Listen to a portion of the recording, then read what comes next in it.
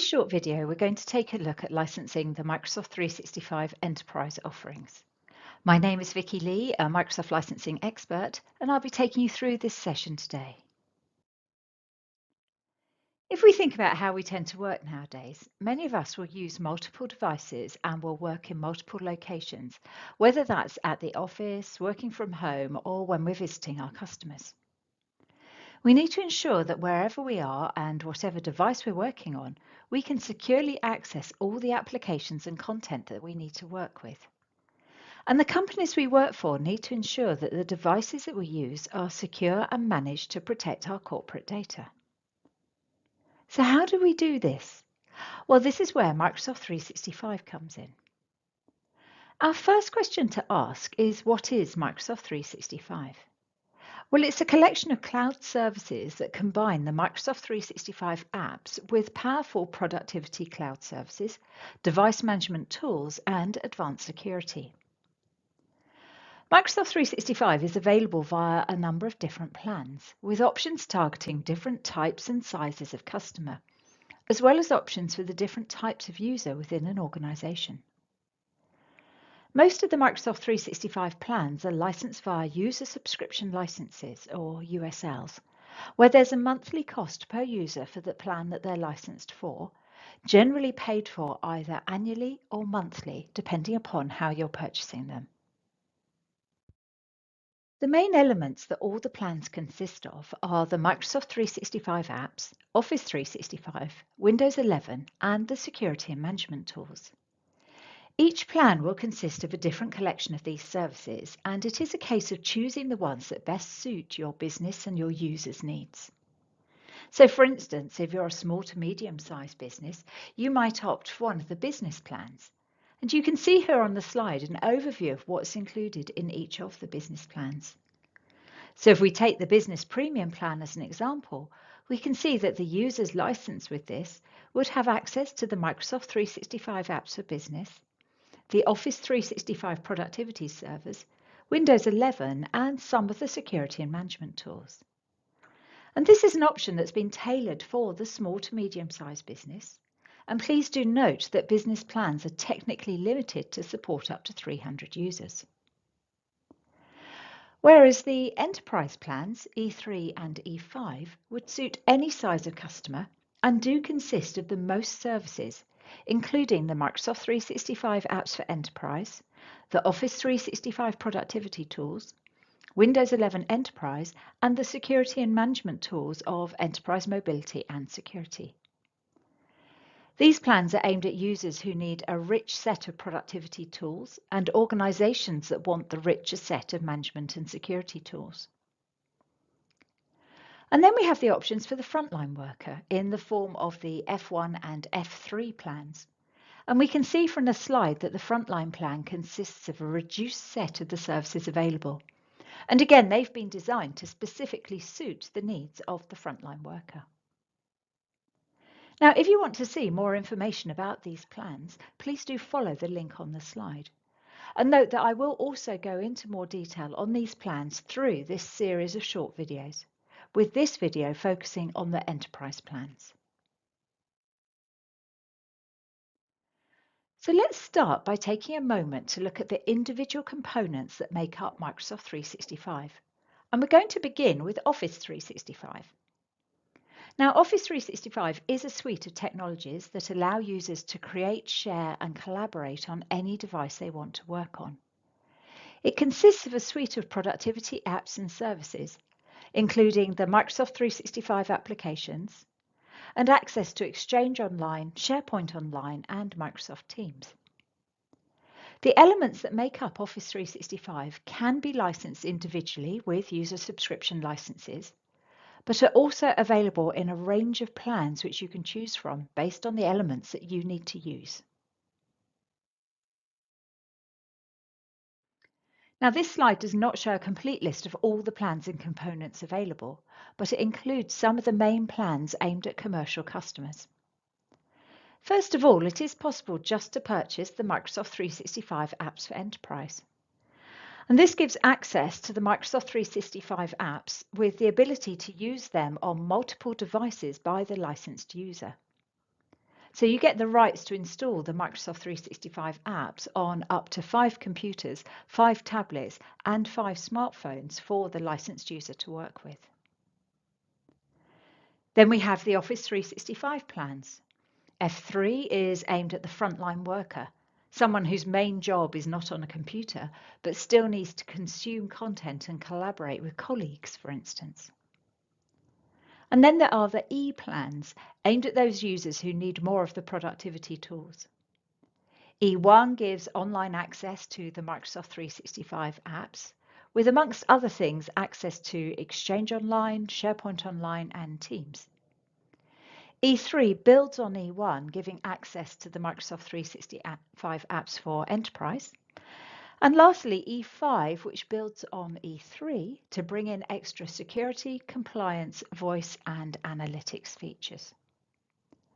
So it is a case of deciding which plans suit your individual users' needs and then licensing them at the appropriate level.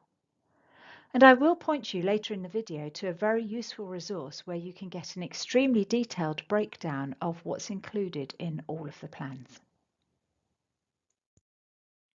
Next we have Windows 11. Now Windows 11 is available as either an on-premises product licensed per device in the form of Windows 11 Enterprise, or can be licensed via the online services user subscription licensing model in the form of Windows 11 Enterprise E3 or E5. And the user licensing model is great when you have users working with Windows on multiple devices. Now, the Windows 11 licenses are upgrade licenses, and therefore both the device and user licenses require there to be a qualifying operating system installed on the device to upgrade from. For the device licensing model, the qualifying operating system must be installed on the licensed device. And for the user licensing model, the user must be the primary user of at least one device with a qualifying operating system. And a primary user is the user who uses the licensed device for more than 50% of the time in a 90-day period, and the device must be their primary work device. Now, this is confirmed on the product terms site, and we can see that it's a legal copy of at least Windows 10 or 11 Pro, that is the qualifying operating system, which will generally have been acquired pre-installed on the device. But there is some extra detail to the licensing rights if Windows is purchased as part of Microsoft 365. And that is that the user does not need to be the primary user of any device, but any device they use Windows on must have a qualified operating system. So it is important to appreciate that the licensing rules for a product can vary depending upon how that product license has been purchased. The third component that makes up Microsoft 365 is enterprise mobility and security. And as with Office 365 and Windows 11, EMS is available via two plans, E3 and E5. E3 includes Microsoft Entra ID Plan 1, what was previously known as Azure Active Directory, Azure Information Protection Premium Plan 1, and Microsoft Intune. E5 consists of Microsoft Entra ID Plan 2, Azure Information Protection Premium Plan 2, Microsoft Intune, Microsoft Defender for Cloud Apps, and Microsoft Defender for Identity. Now, please note that we will go into more detail around the Microsoft security and compliance tools in other videos in this series. So now that we've had an overview of the components that make up Microsoft 365, I want to think a little bit more about the differences between E3 and E5. We've seen that the Microsoft 365 E3 plan licenses users for Office 365 E3, Windows 11 E3, and EMS E3. And Microsoft 365 E5 then adds value to E3 across 4 key areas. It brings in extra security, compliance, callings and meetings, and analytics tools. So when you're looking at the choice between Microsoft 365 E3 and E5, you would choose based on the components that you want to use in your organization. And it may be that you want all your users licensed with E3 or E5, but you can have a combination of licenses. So it's also possible to start with E3 and then license those users with some of the E5 components.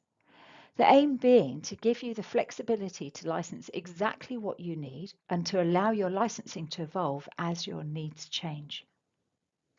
Now we will go into more detail around the extra components in E5 that are there above and beyond E3 in other videos in this series. However, if you want to see the detail around what is included in each plan, then this is a really useful document which does go into a lot of detail around precisely what each plan has. And you can see here a shot of the first page of the enterprise version of this document, and it can be accessed from the link on the slide. And I would highly recommend that you download this document to take a look at it. Okay, so we know then that we purchase a user subscription license for an online service, and it licenses that user to access the online service components included in the license. And when we license for online services, we can also get dual access rights, which allow the licensed user to access the equivalent on-premises functionality. So let me show you what I mean with Microsoft 365. If we license this user with a Microsoft 365 E3 or E5 user subscription license, then he has access to the online services that are included in the license. But he also has access to licensed on-premises servers, such as the servers shown here that's licensed for Windows Server and SharePoint Server. So for Microsoft 365 E3 and E5 licensed users, access to products such as Windows Server, Endpoint Configuration Manager, and the productivity servers, Exchange, SharePoint, and Skype for Business Server, that's included in the license. So the Microsoft 365 E3 and E5 licenses effectively include the client access licenses required to access these servers. But the servers they are accessing must have been licensed to run the technology. But what about a Microsoft 365 Business Premium user? Well, that license only gives access to the online services. No on-premises rights are included. And for a Microsoft 365 F1 or F3 user subscription license, well, they would have access to the online services and a limited set of on-premises servers. So to clarify exactly what on-premises technologies you're allowed to access with your online services license, you can look at the product terms site where there is a section called CAL and ML equivalency licenses. Now this screenshot is only showing a portion of the whole section, but this section gives a great way to confirm which on-premises technologies you are allowed to access with your licenses. Now, before we finish, there is one other thing that I did want to highlight, and that relates to the inclusion of Teams in certain Microsoft and Office 365 licenses from October 2023. As an overview, the European Commission have opened a formal investigation regarding Microsoft's bundling of Teams with Microsoft 365 and Office 365 suites. Microsoft have made changes to alleviate these concerns, and this affects customers in the European Economic Area and Switzerland. So as we'll see, many of the Office and Microsoft 365 licenses include Teams. So customers who already have certain licenses will have what we're calling the original SKUs with Teams rights. From October 2023, we're going to see a change for certain licenses with new EEA SKUs available that do not include Teams. And here we'll see that existing customers can carry on with their original SKUs, including Teams rights if they want to. Otherwise, they would have the option to renew to the without Teams SKUs. New customers, depending on what they're purchasing, may only have the rights to buy without Teams, but with the ability to add a standalone Teams license if they do require that service. And there is a very useful FAQ document linked to on this slide if you do want to know more about this. Well, that concludes this short video. Thank you very much for watching. If you require any more information around Microsoft 365, please do contact TD SYNNEX.